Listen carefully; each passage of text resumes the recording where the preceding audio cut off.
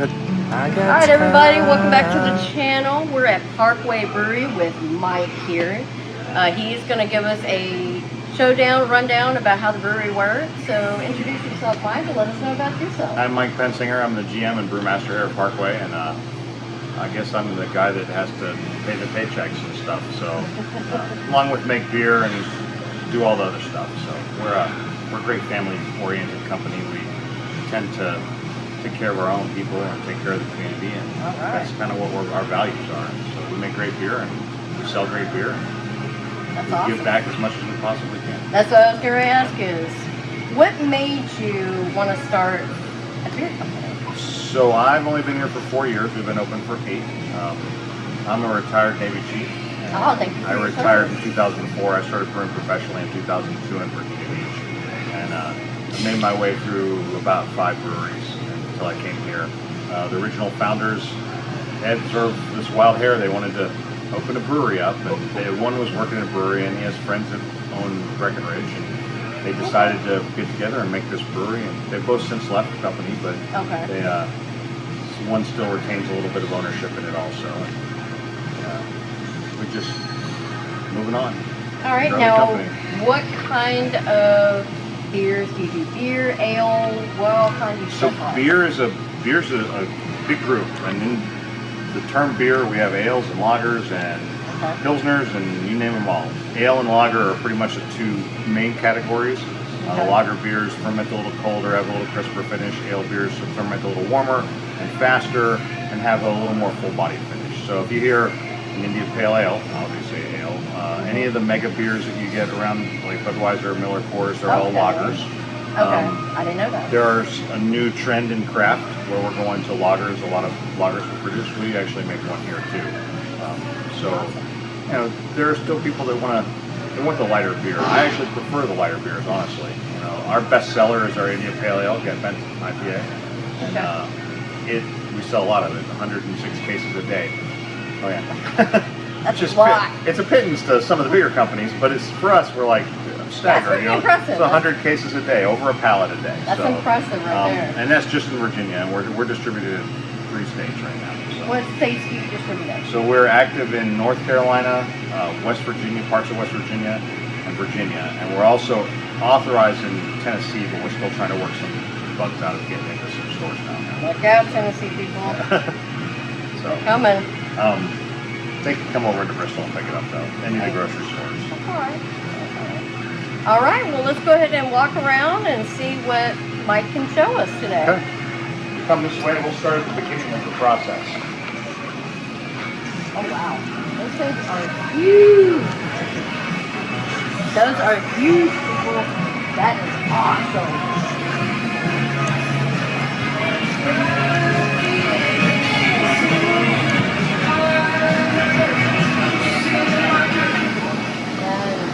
Those things are massive. So, this is where everything starts.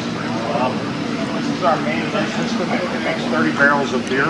So a barrel is 31 gallons. It's 2 kegs. So if you've done a keg stand before, you've been on top of a half barrel keg. One time.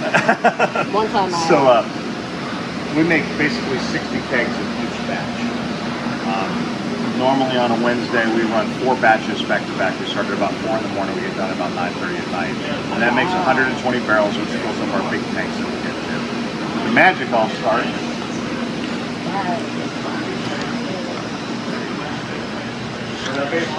So that big silo out there holds about 50,000 pounds of base malt.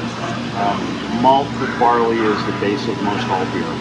You can add other things into it like corn or rice in some of the bigger breweries, different flavored malts, different colored malts, stuff like that in order to make different beers. Now, do you get your malts as a local, or do you have to outsource? Our main malt is actually made, grown in northwest Canada, Alberta area. It's one of the bigger companies called Raw Malting. They do a really good job. We have used some local Virginia malts in the past. One of our malt suppliers in Virginia just went out of business, and I understand it because I was really happy with what I did. There's another one, Murphy and Root, that we haven't used yet, but I'm planning to start picking it up stuff on. Now, what is the difference between like hops and stuff? What is that? So there are 4 basic parts of beer. There's water, There's malted barley or the grains, there's hops, and there's yeast. So the grains start as a big starch kernel, and we mash them, and we break all that starch down into sugars. Sugars get fermented to make alcohol. But the thing is, it's sweet, so you have to have something to offset that. So the hops add bitterness oils and stuff to the process. And that bitterness offsets the sweet, gives you balance in your beer. Now, if you have something like an IPA is balanced more towards the bitter side, or not even balanced towards bitter. Whereas something like Doppelbock, big Scottish ale is balanced. Yeah, those are the dark beers, yeah, right? Well, they're darker. They can be darker. A Bock beer is actually a very light colored beer. It's just very strong. But they're towards the malt side, so less hops, more sweetness. That's impressive. I never even knew that. So it's funny because a lot of people, they go, oh, well, it's Dutch beer. I don't like it. It's too heavy for me. But if you think about this, you've been to a good Irish bar lately? No, I haven't, but I would like to. You ever had a black and tan porter for it? Yes. Okay, so if you think about a black and tan, it is a combination of tart lager and Guinness. And the Guinness is on top. Never knew that. So if you think about this, you have a very light colored beer on the bottom, right? Yeah. And a darker beer on top. So the darker beer doesn't sink. It is actually a lighter beer physically than the lager So is. it kind of reminds me of like the water and oil type. Exactly. Same thing. Oh. So it's all about densities of the beer. So you get this floating effect because you have different densities. It's kind of like putting blue curacao and cream and grenadine together in a shot glass. You get this red, white, blue shot, and it all stays in a layer. But That each is one of so them have different cool. densities to them, so that's how they float. So it works the same way for the beers. And that's why I say, Guinness Stout is only 4.5% alcohol. It's actually relatively low, but it's a very full, rusty feel to it. So people go, oh, it's too thick for me. It's not really. It's thinner than the beer that you poured it on top of. Now, how much alcohol content do you have in this? We range anywhere from about 4% to 11.5. Okay. In the range of our beers. Our flagship beer is 7.2%. Our four mainstay beers go from 5.5% for the AAA Amber, 5.6 for the Kolsch, and 6.1 for the Porter, 7.1 for the Porter, 7.2 for the IPA. Now, what's it like working in a personally? Me, I love it. I mentioned I was a retired Navy. I worked in the Network Operations Center for the fleet for the last 4 years. I went into a building with 4 foot of concrete walls, so I went into the morning to start. 11 in the evening to start. Oh, So yeah. now I get to do this for, I don't make anywhere near as much money. But to look at what you're making. Yeah, That's oh yeah. the joy of it. For me, I could spend all the time in the knot, and I could fix 3 or 4 different shifts worth of stuff and get all this stuff fixed up. And you really never solve it. Yeah. Here, you make a beer, I understand the tap room, somebody goes up and says, this beer is right. And it's like, it's instant feedback. So the feedback is really nice. That's so cool. That's And we awesome. have, like I said, we have a very unusual group of people that work here. So try to treat everybody like family. And That's what you should do. I feel like we actually have a special relationship here because, not that kind of special, but special relationship anyway. But of 5 of us, we drive 600 miles each day to come to work here. That's impressive, man. That shows the commitment that you guys have for the company and for what you And do. an environment for it. July and August, worst times to work in a brewery because there's no air conditioning here. Big old warehouse. So there's no air conditioning and there's big vats full of boiling water, which makes it just a steam fest. So you want to go see them? Let's Okay, go. let's go see them. Go with it. Where it gets ground. So it's barley. It looks like a little kernel husk. It's a husk on the outside and chunk inside. Grain mill rips the husk off and breaks up the starch inside, and it all comes into here and mixes with hot water. And inside right inside the husk of the barley, there's enzymes, and the enzymes break down all that starch into sugars. It's the same way your mouth works. It's the same way it creates. If that seed were to actually grow, it would do the same thing. It would break it down, make it into sugars that are digestible by the plant, and the plant would grow. That's So what they do is our maltsters will create that growth spurt to make that starch kernel, and then they'll stop it. And then we get it, and we crush it up. So it gets mashed in here, and when it's mashing, it looks like porridge, basically. Okay, kind of like how oatmeal. Yeah, Yeah. Gonna get So, that. but it doesn't get quite as sticky because we try to, when we break the kernel up, we try to keep the husks as whole as possible because they don't dissolve or ferment. And what they do is make a really great filter material. So it comes back over and it goes into this side. This side. There's a bottom that has a grid. So it's called a false bottom. So all that stuff goes in there, and the liquid and all the sugars that we've created will go through the grid, and the husks will filter out any other chunks of things that we don't want. Oh, wow. So then that will go over into the boil kettle over there. Goes in them, and we all know that oil and water mixes, right? Yeah. Only in beer. Good.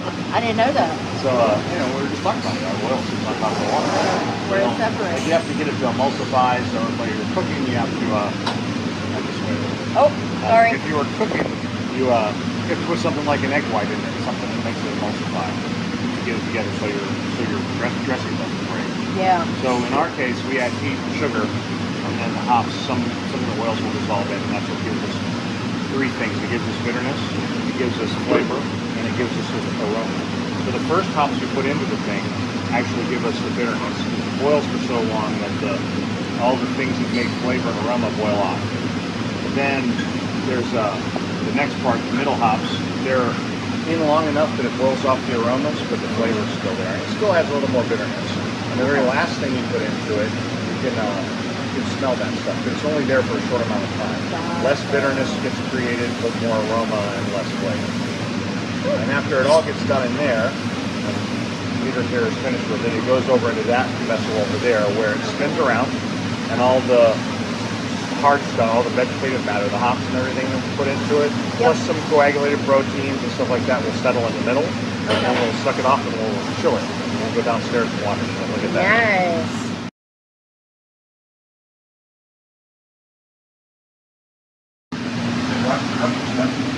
Okay. Well, it's slippery and crisp.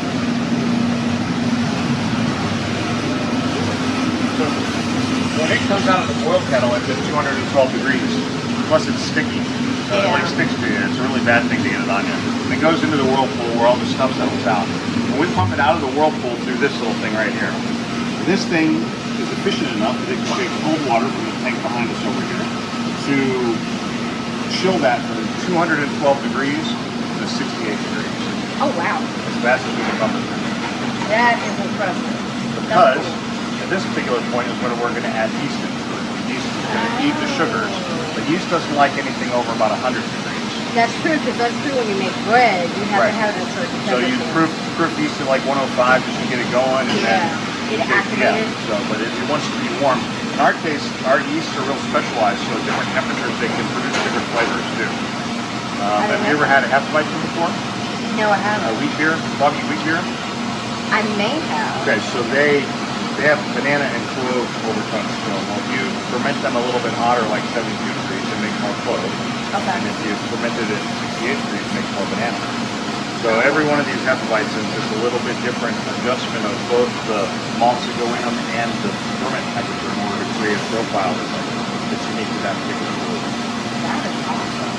So once it gets chilled, it comes out, we inject some yeast into it. It follows these little hoses.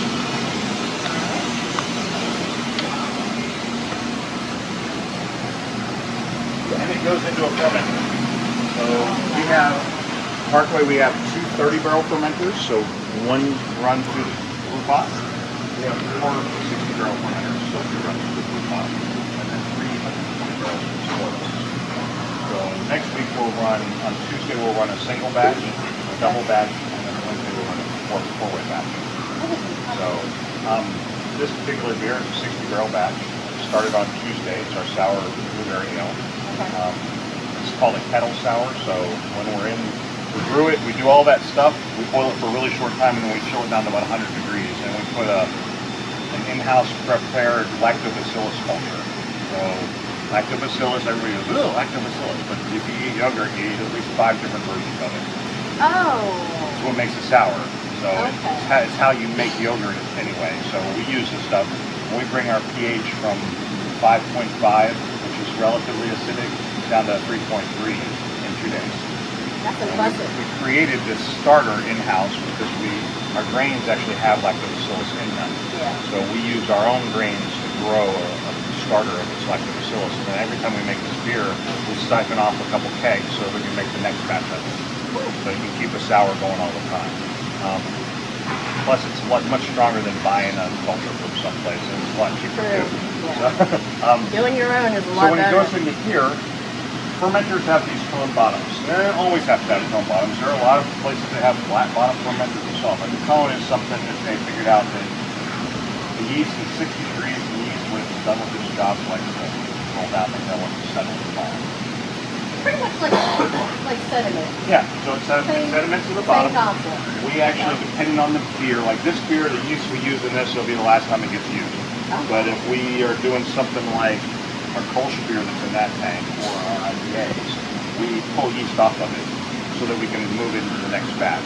So we just started new batches. So the yeast going into this is generation 1, and it would be considered generation 2 when it's in here. So we run 6 to 9 generations depending on the yeast, and then we'll start a new batch over. So we'll start with our Kolsch beer. We'll put a whole bunch of brand new yeast into it, and then we'll harvest that off, and then continue to IPA and then harvest and all that. So we reuse the yeast over and over and over and over and over. Kind of like a starter dough, a sourdough starter, same sort of idea. Okay. All right. What's next? So once it's fermented, and all the things that have been done to it during ferment need to happen. In that particular case, we're going to put 1,700 pounds of blueberries in it. Oh, I love blueberries. Mix them all up, let them do their thing, and then we'll put some other stuff in it that lets it settle out. All of the things we use are vegan, if anybody cares. Some people do, so just for only thing about that one we use some lactose in it. So we do have a few beers that have some lactose in it. Okay. But any of our normal beers, they're all vegetarian, vegan friendly. Everybody That can is eat awesome. drink Yep. it. Maybe that's the oyster what's going stout, on probably now. not the oyster stout, but we'll figure that one out. I haven't come up with a plant-based oyster quite yet. Yeah.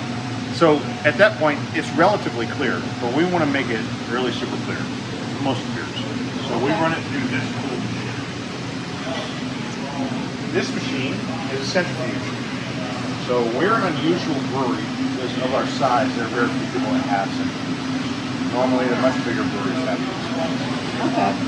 We did 7,000 barrels last year. Oh, wow. That's impressive. Devil's Backbone did 68,000 barrels. They have centrifuge. We have one also. Ours doesn't quite work as well as theirs does, but this thing will, basically we measure what the carbonation, the residual carbonation in the beer is, Yeah.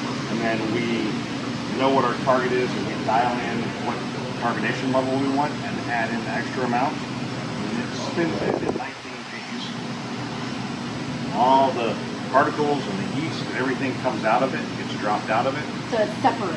So it's what it's doing is Yeah. separating. It does, it separates. So it spins around so fast that the hard, big stuff goes out, and then the beer comes in the middle of it. But it also puts a specific volume of CO2 into it. Normally what we would do is we would put a little air stone in the tank. Yeah. It would take about 16 hours to carbonate the beer before.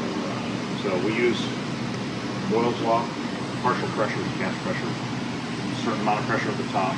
Yeah. Needs equal inside of it. We put CO2 in really tiny small bubbles and it dissolves into the beer. That's how the carbonation gets there. That way you can In put this it in case, the bottle. yeah, in this case, we can literally inject it as it's going. So one of these batches used to take about 4 hours to move over and then 17 hours to carbonate. Now we can move the whole thing and decarbonate it ready to go in 4 hours flat.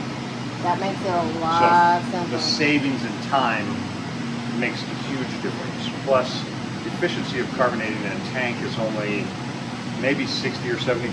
You end up blowing off a bunch of CO2. Yeah. In this case, it's 100% efficient for carbonation, so we don't use any excess CO2, which means we're not putting any excess CO2 back in the environment. That's pretty good. That's actually pretty awesome. So, That's impressive to look at. yeah. It looks complicated. It should but- be. It was $160,000. So. Ooh, goodness. So this is a very cool machine. We like it a whole bunch. We use it for lots of different things. Clarification is the most important thing. One of the other things we do is we have a cart that we use to clean all of our tanks. It uses chemicals. Yeah. And as the chemicals get used, they don't necessarily get weaker, but they get dirtier. So every time we clean this, we use that cart to clean it. And it actually centrifuges the dirt out of the chemicals so that we can make our chemicals last longer also. So once it goes through the centrifuge, it goes into one of these tanks over here. So we have 3 of these tanks with the dish bottoms on them. They're called bright tanks, bright beer tanks. By bright beer, it means beer that's ready to package. Ow. So it typically is super clear and bright, so hence the name. 30 barrel, 60 barrel, 120 barrel tanks. And where do y'all go to, I guess, put them in the bottles and stuff? Do y'all do that in-house? Right there. Oh, snap. So we package in 3 different forms. We package in bottles, cans, and kegs. So this little machine here is our keg machine. We own all of our own kegs, or we lease some of them. So we basically hook that up to it. It cleans the kegs for us, then we set them down and we fill the kegs with it. Canning, we actually have a company that comes in and cans for us. Okay. So they bring all their whole system into it and they put it up against the side of here and we put the cans on the right on ourselves. Bottles, we do everything in house.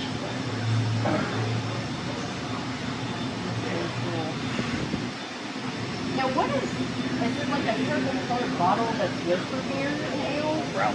Brown? If you get a completely black bottle, it'd be perfect. Oh, wow. So, it's a great question actually. So the fact is that what makes a beer go skunky or light struck is sunlight, and very specifically blue light. And what's the difference between all of that? So the oils in the hops, basically what skunky beer is the oils went rancid. So like, if you ever, it sounds dumb, but if you ever left like vegetable oil out for a long time and it gets sort of stinky, same idea, okay? So the sunlight really activates some of these oils really easily. So a clear bottle lets everything through. Yeah. A brown bottle actually filters out the blue light spectrum. I had no idea. See those blue blocker sunglasses? Yeah. They're all brown. Oh. So I remember there have that. been some beers that I've seen in the past put in a blue bottle, which very specifically only lets the blue light through. I really don't understand the concept of that at all. But I think it had to do with a college that it was named after, and their colors were blue and white, and they were in Pennsylvania. So we use brown bottles. So the bottles go onto here.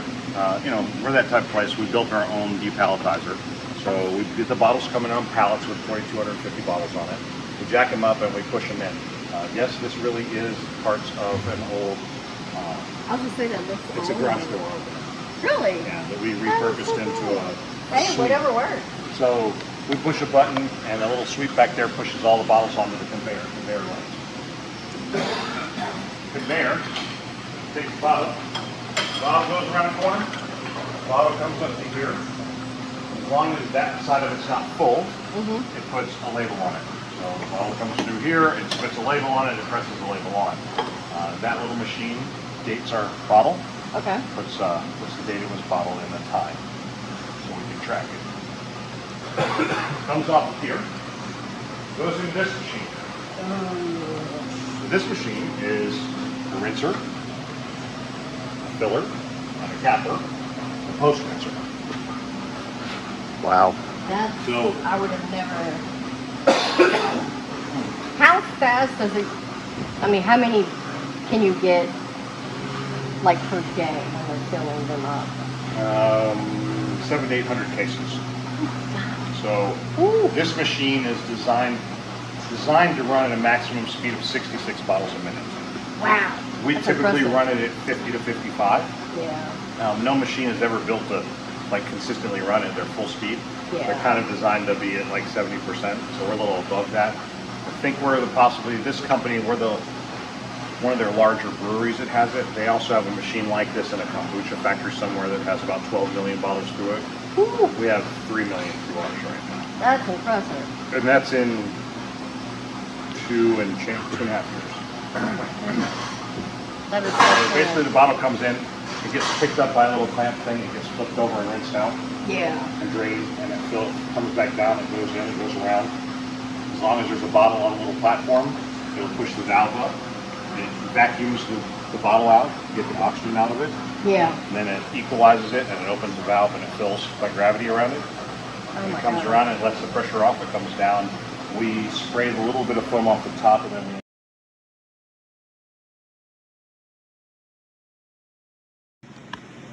Let me know when you're ready. okay. All right, next thing is eggs. Casks. Cast. Thank you for correcting me. Well, barrels, technically. Okay. So these barrels represent a number of things. Some of them are experimental sour beers that we're making. Okay. Some of them are just beers aged in white wine barrels or red wine barrels. There are some bourbon barrels that have sour beers on them also. They're, I don't know what the best way to say, they're painful because they take so long. You really have no idea whether they're going to come out. Like, we have some in some bourbon barrels that went for 2 years. They just didn't really do anything. And then suddenly they were this beautiful sour brown ale. And we're really super happy with it. Yeah. And then we've had some of these others for 2 to 3 years and they're just not sour. So, Is it just the wood? no, I think it's a combination of the beer and what we put in them. Yeah. And, you know, everybody, sour beers are like kind of the rage these days. And, Yeah. a lot of people don't realize that it takes years to make these things sour and get them going. Unless you have a thing called a fruiter, which is like a super huge barrel and you actually ferment it right in there altogether. Okay. You can control that a lot better than you can little barrels. So they're kind of an experiment for us. We've done some beers that are just straight up bourbon barrel aged, and we had really good luck with that. We do our IPA, we do an oak aged version of it. It actually doesn't ever touch a barrel. It has wood chips that we circulate it through. It's been aged on wood, and it has a very distinct oak flavor to it. Oh, see, I bet that would taste So good. it's a lot of fun. We've come up with alternative ways to do the oaky versus the barrel, because we don't really want the bourbon in the IPA. We Yeah, 'cause just it's want the gonna wood mix. part of it. So, Yeah. you know, traditionally there's some thought pattern that IPAs originally had oak flavor to them because it was created to make it all the way to India, and they had to go around the Horn of Africa, and they were carried in oak barrels. Since then, it turns out that they line that barrel with pitch, so there's no oak flavor to it. So So is it like it's a not actually coating? traditional. Yeah, it's just a coating so that the waterproofs the barrel. That's not fun. Yeah, well, but we don't do that. But Yeah. you know, like I said, we use bourbon barrels on a pretty regular basis. We put some of Raven's Roots porter we've done with bourbon barrels. That's fantastic. We have done a bourbon barrel IPA. It's not my favorite thing in the world. Some people like it, but I think there's also the group of people that are like, "Oh, it's bourbon barrel. It must be good." I can tell that's Woodford Reserve. No, Yeah. it's not. Totally different. Tend to get our bourbon barrels from Stewart Ambler in West Virginia and Lewisburg, West Virginia. Okay. They've been around for a little while, and they've been using another brewery's barrels, and then we just recently been thinking of getting their personal barrels from their in-house production. And then the wine barrels, we have a place in Pennsylvania that specializes in wine barrels. A lot of wineries use them once or twice, and then they don't use them again because they're looking for the oak out of them also. Oh. For us, we're looking for the wood vessel, and honestly, in some cases, we're looking for the wine taste out of them. We did our porter in red wine barrels, and it's fantastic. I bet that would be awesome. Now, there's different woods, like the oak and all that, make, I guess, beer and whiskey taste different I from wood. believe so, yes. So very specifically, like if you're looking at bourbon, bourbon has to be American oak. No question about it. Once used American oak, sharpness. That's the rule of bourbon. But then most of those bourbon barrels go and they put Scotch in them. Like, most bourbon barrels end up in Scotland and put Scotch in them. You don't like to do one, right? Different kinds of wood in a wine makes a difference because the flavor's a little lighter. I think you get lost between Hungarian oak and American oak and French oak. Yeah. Beer because you get the oak, but you may not get quite the same flavor. Now some people might. I don't have that kind of a palate that I can tell the difference between a beer that was aged in Hungarian and French or American oak. French and Hungarian oak are a little bit lighter. French oak specifically, American oak is a little bit more forward. So a lot of what you get out of oak is vanillas. Yeah. So the wood flavor is all made up of vanilla. It's kind of the same way as like a vanilla bean almost, but a lot subtler. Very cool. All right. And now originally was office space, and where I showed you the cooler where the original wall was, that was all the tap room before. So in 2015, or 5 years ago this year, we changed all this into the tap room and then moved this wall out and added all of that space, plus the parking lot on the side. But one of the big things we do is what we're really known for at Parkway is our music. And we started in 2012, or end of 2012, beginning of 2013, we started putting local bands on stage. And a lot of the big bands around here that you see, Goat and Mad Iguanas and stuff like that, they all started here. That is totally So awesome. we were the first ones to really give them a shot to come on a regular basis. They've done really well for themselves, and they're great friends of ours, and we keep having them back. 'cause Promote they're them, great, and they yeah. promote you. You know, as yeah. it is right now, we are limited to singles and duos right now. Just we had one on Sunday. We had House of Schmidt on Sunday, and it was a test because they were really popular, and we worry about people packing in. But apparently, it worked pretty well. So we'll see how it all works as we roll through this opening back up with things. All right. Well, to finish the video off here, what website? What's your website? www.parkwaybrewing.com. Do you have an Instagram? Any other social at media? parkwaybrew.com. Okay. There's a Twitter account, but I don't think any of us really care about Twitter. So, Well, I like the larger cities or that kind of stuff. So, all right, guys. Well, thank you so much, Mike, for allowing us to come into the brewery today to take a course, trip with you absolutely. and see what it's all about. Appreciate it. no problem.